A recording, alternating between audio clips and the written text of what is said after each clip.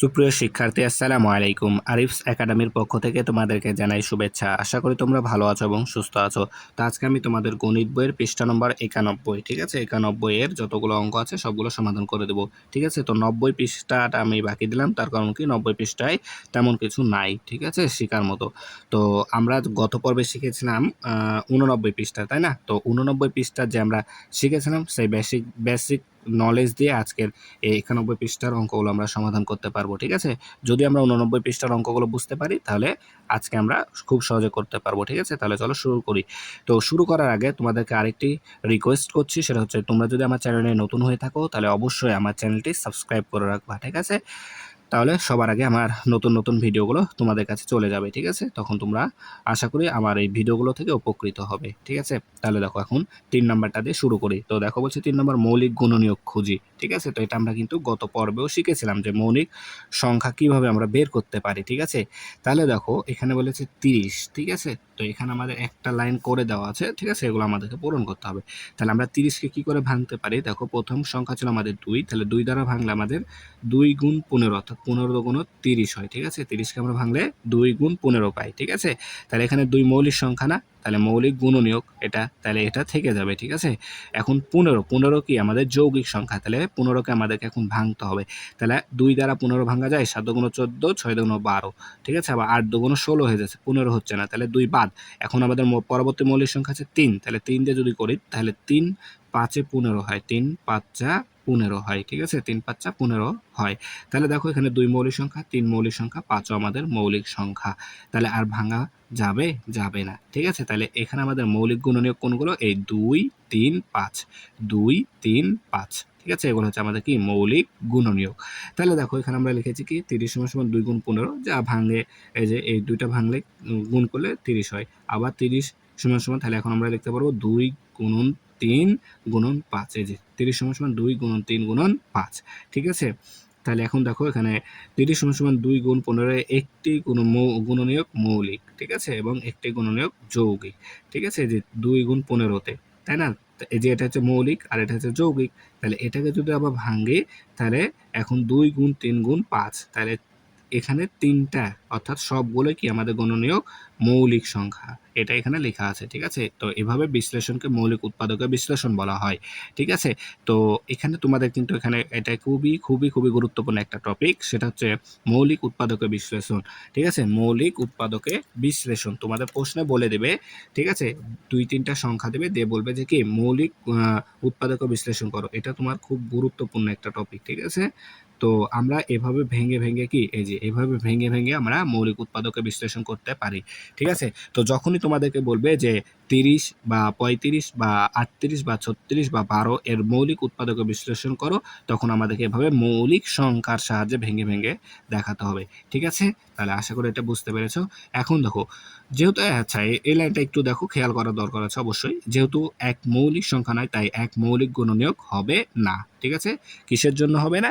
এক মৌলিক সংখ্যা নয়, এজন্য এক মৌলিক গুণনীয়ক হবে না, ঠিক আছে।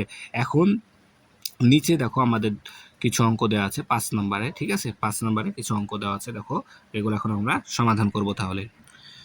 তাহলে দেখো বলছে এখানে 12 ও 18, ঠিক আছে, 12 ও 18কে মৌলিক গুণনীয়কে বা মৌলিক উৎপাদকে বিশ্লেষণ করি। যে উপরে আমি একটু আগে বললাম যে তোমাদেরকে এভাবে 2-3টা সংখ্যা দিয়ে দিবে, দিয়ে বলবে কি মৌলিক উৎপাদকে বা মৌলিক গুণনীয়কে প্রকাশ করো বা বিশ্লেষণ করো। তো এটা একেবারে সহজ, ঠিক আছে। তো এটা এখন আমরা সমাধান করব, ঠিক আছে। তাহলে দেখো প্রথমে আমাদের সংখ্যা আছে কি 12, তাই না। তাহলে 12কে মৌলিক উৎপাদকে বিশ্লেষণ করতে হবে, তাই না।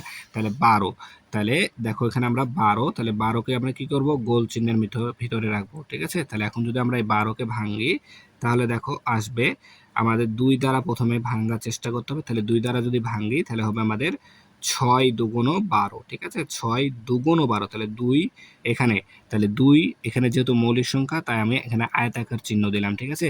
2 যেহেতু এখানে আমাদের মৌলিক সংখ্যা তাই এখানে 2কে আমরা আয়তাকার চিহ্ন দেবো। আচ্ছা, আর হচ্ছে 6, 6 দুগুণই 12, তাহলে 6কে আমরা বৃত্তাকার চিহ্ন দেবো, 6 যেহেতু যৌগিক সংখ্যা, ঠিক আছে। তাহলে এখানে 6 যৌগিক সংখ্যা, তাহলে 6কে আবার ভাঙতে হবে, ভেঙে কি করতে হবে মৌলিক সংখ্যায় যেতে হবে, তাই না।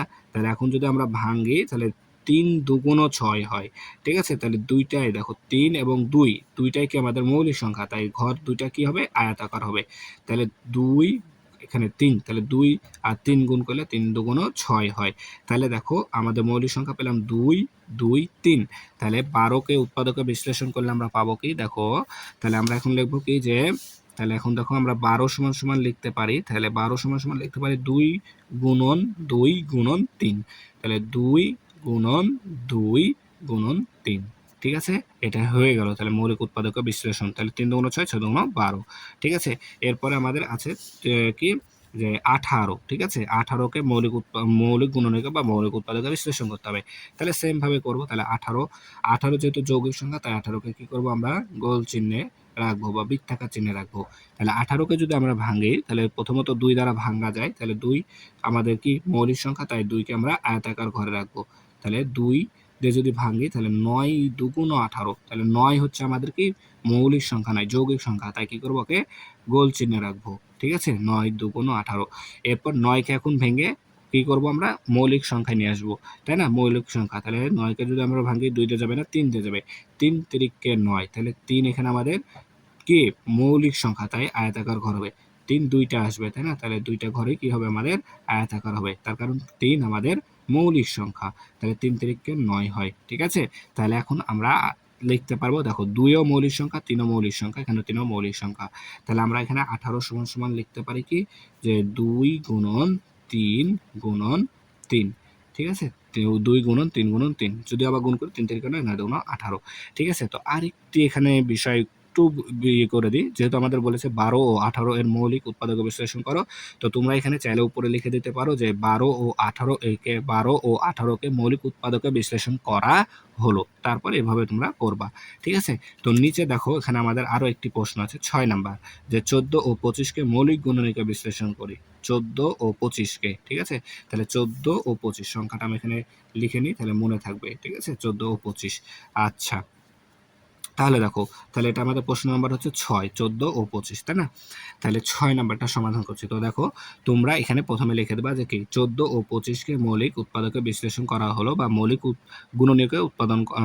গুণনীয়কে বিশ্লেষণ করা হলো। তাহলে 14 ও 25, তাহলে আমরা 14 যেহেতু প্রথমে আমাদের কি সংখ্যা, যৌগিক সংখ্যা, তাই আমরা একে কি করব গোল চিহ্নে রাখবো। এরপর 14কে যদি আমরা ভাঙি, তাহলে 7 দুগুণ 6, তাহলে 2 যেহেতু মৌলিক সংখ্যা, তাই 2কে আয়তাকার ঘরে রাখবো। আচ্ছা, তারপরে 7 দুগুণ 14, তাহলে 7ও কি আমাদের মৌলিক সংখ্যা, তাহলে 7কেও আমরা আয়তাকার ঘরে রাখবো, ঠিক আছে। তাহলে 2 গুণ 7, ঠিক আছে, 7 দুগুণ 14।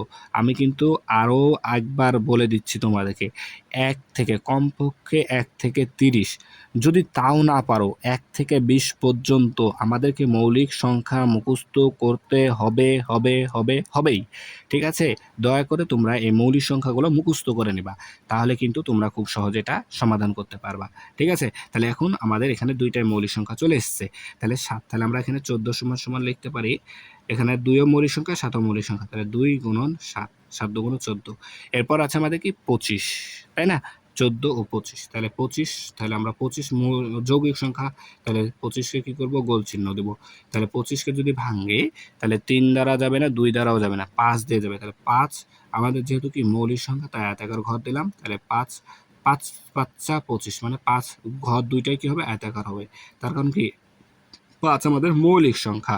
তাহলে আমরা 25 সমান সমান লিখতে পারি, তাহলে 5 গুণন 5, 5 গুণন 5, ঠিক আছে। একেবারে ইজি একটা টপিক, ঠিক আছে, এবং এটা খুবই গুরুত্বপূর্ণ কিন্তু, ঠিক আছে। তাহলে দেখো আমাদের এই পৃষ্ঠা যতগুলো অঙ্ক ছিল সবগুলো সমাধান করা হয়ে গেল, ঠিক আছে। তাহলে আজকে এই পর্যন্তই। ভিডিওটি ভালো লাগলে অবশ্যই লাইক কমেন্ট শেয়ার করতে ভুলবে না এবং পরবর্তী ভিডিও সবার আগে পেতে আমাদের চ্যানেলটি সাবস্ক্রাইব করে রাখো।